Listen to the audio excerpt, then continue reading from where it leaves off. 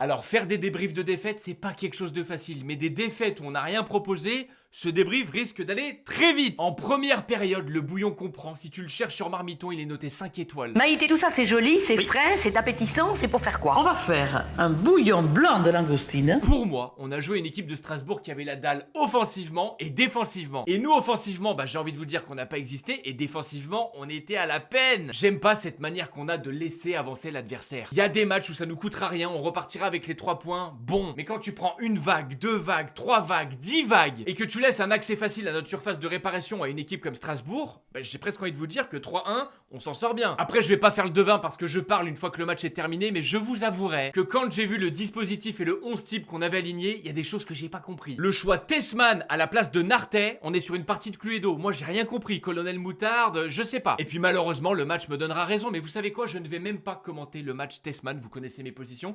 Ce qu'on va faire, c'est que vous allez participer au débrief et c'est vous qui allez débrief le match de Tessman. La seule chose que je vais dire, c'est qu'il sort à la 57e et tu marques à la 58e. C'est tout ce que je dis. Lien logique ou pas, chacun y fera ses croisements. Bref, maintenant, est-ce que je leur en veux après tout ce qu'on vit depuis 2026? Je serai le plus gros des salauds de vous répondre oui. On savait qu'à un moment donné, il y a un match qui allait mettre un stop à notre progression. Il est arrivé, voilà. Bravo Strasbourg. Par contre, vous là, vous nous coûtez tellement cher au match aller, c'est Malik Fofana. On vous a joué il y a 4 mois et demi, il a toujours pas refoulé un terrain. Et au moment où vous nous le pétez, c'est notre meilleur joueur. Et aujourd'hui, vous nous pétez Pavel, où les bruits qui circulent, c'est une blessure aux ischios, puis apparemment c'est une blessure bien avancée. Donc clairement, mais on va attendre le verdict, vous nous l'avez pété pour plusieurs semaines. Enfin, sérieux. Bref, match à oublier. Bien évidemment qu'on va débrief beaucoup plus sur la plateforme rouge et je vous invite à vous abonner là-bas pour plus de détails, plus de croustillants, plus de beaucoup de choses. Maintenant qu'on y est face à cette défaite, je suis très intéressé de voir la réaction de mon équipe. J'ai le sentiment qu'on est sur un groupe qui sera sur le rebond et ça tombe bien parce qu'on a un putain de test dès la semaine prochaine, c'est l'Olympico.